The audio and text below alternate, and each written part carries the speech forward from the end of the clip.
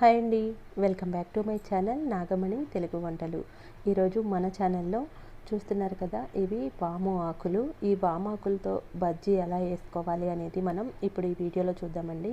వామాకుల్ని ఇలా కట్ చేసి ఈ విధంగా శుభ్రంగా వాష్ చేసుకొని ఆరబెట్టుకోవాలి. ఆ తర్వాత మనం ఈ బజ్జీ తయారు చేసుకోవడానికి శనగపిండి 1 కప్పు వేసుకోవాలి. అందులోకి బియ్యం పిండి 2 స్పూన్లు వేసుకొని కొంచెం వాము వేసుకోవాలి.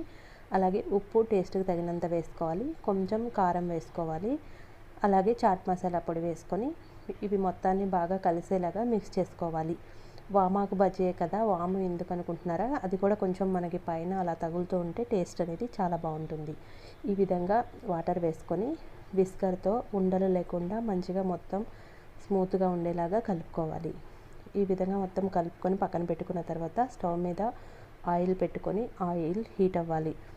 ఆయిల్ హీట్ అయిన తర్వాత మనం ఈ వామాకుల్ని ఒక్కొక్కటిగా తీసుకొని ఈ విధంగా పిండిలో ముంచి వేసుకోవాలి. 2 వైపులా పిండి అనేది మంచిగా పడుతుందా లేదా అనేది ఉండేలాగా పిండి కలుపుకోవాలి.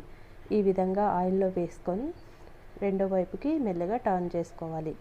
ఈ విధంగా 2 వైపులా మంచిగా కలర్ వచ్చేలాగా వేయించుకోవాలి. చూసారు కదా, ఈ వామాకు బజ్జీ చాలా సింపుల్గా ఈజీగా త్వరగా చేసేసుకోవచ్చండి. టేస్ట్ అనేది చాలా బాగుంటుంది.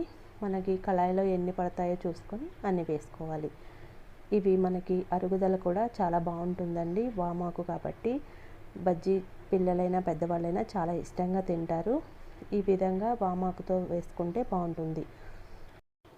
అలాగే మిగిలిన పిండిని కూడా ఈ విధంగా పిండిలో ముంచి వేసుకోవాలి. మనకి కొంచెం పిండితోనే ఎక్కువ బజ్జీలు ప్రిపేర్ చేసుకోవచ్చండి. వామాకు అనేసరికి మనకి ఎక్కువ పిండి అవసరం లేదు కాబట్టి చాలా బజ్జీలు అవుతాయి. ఈ విధంగా ఒకసారి మీరు కూడా తప్పకుండా ట్రై చేయండి. ఈ వాము అనేది మనకి అరుగుదలకి అలాగే గ్యాస్ ప్రాబ్లం లేకుండా ఉంటుంది. చాలా మంచిదండి. హెల్త్ బెనిఫిట్స్ చాలా ఉంటాయి వాములో. పిల్లలకైనా పెద్దవాళ్ళకైనా అరుగుదల విషయంలో చాలా బాగుంటుంది. ఈ విధంగా మంచి గోల్డెన్ కలర్ వచ్చే వరకు 2 వైపులా వేయించి తీసుకోవాలి.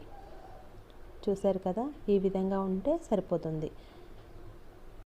మనం పిండి కలుపుకునేటప్పుడు విస్కర్తో కలుపుకోవడం వల్ల ఉండలు కట్టకుండా ఈ విధంగా పిండి సాఫ్ట్గా ఉంటుంది. అలా సాఫ్ట్గా ఉండడం వల్ల మనం బజ్జీ వేయగానే చూసారు కదా, ఈ విధంగా 2 వైపులా పొంగుతాయి అన్నమాట. కాబట్టి ఈ విధంగా తప్పకుండా మీరు కూడా ట్రై చేయండి. టేస్ట్ మాత్రం చాలా చాలా బాగుంటాయండి. ఈ వీడియో కనుక మీకు నచ్చినట్లయితే లైక్ చేయండి, షేర్ చేయండి, సబ్స్క్రైబ్ చేయండి. Thank you for watching. మళ్ళీ మరొక చక్కటి వీడియోతో కలుద్దాం.